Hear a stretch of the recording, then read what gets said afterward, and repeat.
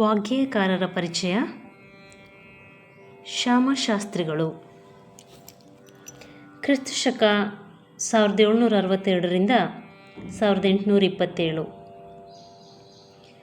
ಸಂಗೀತ ತ್ರಿಮೂರ್ತಿಗಳಲ್ಲಿ ಹಿರಿಯರಾದ ಶ್ಯಾಮಶಾಸ್ತ್ರಿಗಳು ಕಾಮಾಕ್ಷಿ ದೇವಿಯ ಉಪಾಸನೆಯನ್ನು ಮಾಡಿ ದೇವಿಯನ್ನು ಒಲಿಸಿಕೊಂಡು ಅವಳೊಡನೆ ಮಾತನಾಡಿದ್ದರು. ಬಂಗಾರು ಕಾಮಾಕ್ಷಿಯನ್ನು ಎಡೆಬಿಡದೆ ಆರಾಧಿಸಿದ್ದಾರೆ. ಅವಳನ್ನು ತಮ್ಮ ಕೃತಿಗಳ ಮೂಲಕ ನಾನಾ ವಿಧದಲ್ಲಿ ಬೇಡಿದ್ದಾರೆ. ಅದರಲ್ಲೂ ದೇವಿಯನ್ನು ತಾಯಿ ಎಂದೇ ಸಂಬೋಧಿಸಿ ಆನಂದಪಟ್ಟಿದ್ದಾರೆ. ತಿರುವಾರೂರಿನಲ್ಲಿ ಜನಿಸಿದ ಮತ್ತೋರ್ವ ವಾಗ್ಗೇಯಕಾರರೇ ಶ್ಯಾಮಶಾಸ್ತ್ರಿಗಳು. ಇವರ ತಂದೆ ವಿಶ್ವನಾಥ ಅಯ್ಯರ್. ವೆಂಕಟಸುಬ್ರಹ್ಮಣ್ಯನೆಂದು ಮಗುವಿಗೆ ನಾಮಕರಣ ಮಾಡಿದರು. ಮುದ್ದಿನಿಂದ ಶ್ಯಾಮಕೃಷ್ಣನೆಂದೇ ಮಗುವನ್ನು ಕರೆಯುತ್ತಿದ್ದರು. ಮುಂದೆ ಶ್ಯಾಮಶಾಸ್ತ್ರಿಗಳೆಂಬ ಹೆಸರೇ ಜನಜನಿತವಾಗಿ ಉಳಿದುಕೊಂಡಿತು. ಎಲ್ಲರಂತೆ ಶ್ಯಾಮಕೃಷ್ಣನು ವೇದಾಧ್ಯಯನ, ವ್ಯಾಕರಣ, ಛಂದಸ್ಸು, ಸಾಹಿತ್ಯ ಮುಂತಾದ ಶಾಸ್ತ್ರಗಳಲ್ಲಿ ಪಾರಂಗತನಾದನು.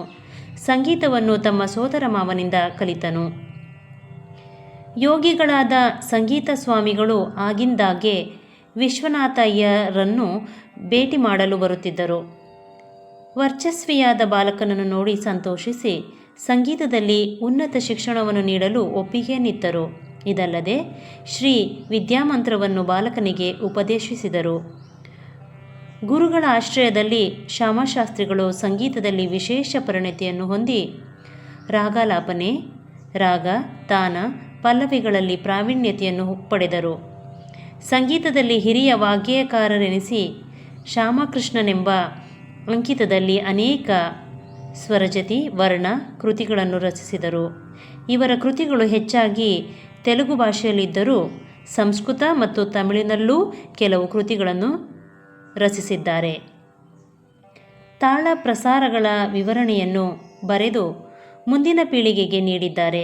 ತಾಳದಲ್ಲಿ ವಿಶೇಷ ಪರಿಣತಿಯನ್ನು ಹೊಂದಿ 108 ತಾಳಗಳನ್ನು ಅಭ್ಯಾಸಿಸಿದ್ದಾರೆ. ಅಲ್ಲದೆ ಶರಭನಂದನ ತಾಳವನ್ನು ಕಲ್ಪಿಸಿದ್ದಾರೆ. ಚಾಪು ತಾಳದಲ್ಲಿ ಅನುಲೋಮ ಮತ್ತು ವಿಲೋಮ ಕ್ರಮಗಳನ್ನು ಅಳವಡಿಸಿದ್ದಾರೆ. ಸ್ವರಜತಿಗಳು ಸವಾಗಾನದ ರಚನೆಯ ಗುಣಗಳನ್ನು ಒಳಗೊಂಡು ಸಂಗೀತ ಕಚೇರಿಗಳಲ್ಲಿ ಇಂದಿಗೂ ನಿರೂಪಿತವಾಗುತ್ತಿವೆ. ಕೆಲವು ಹೊಸ ರಾಗಗಳನ್ನು ರೂಪಿಸಿದ್ದಾರೆ. ಅವುಗಳಲ್ಲಿ ಚಿಂತಾಮಣಿ, ಕಾಲ್ಗಡ ಮುಂತಾದವು. ಇವರ ರಚನೆಗಳು ರಾಗಭಾವಪೂರ್ಣವಾಗಿದ್ದು ಭಕ್ತಿಯಿಂದ ಕೂಡಿವೆ. ಸಾಹಿತ್ಯವು ದೇವಿಯೊಡನೆ ಸಂಭಾಷಿಸುವಂತೆ ಸರಳವಾಗಿ ನಿರೂಪಿತವಾಗಿವೆ.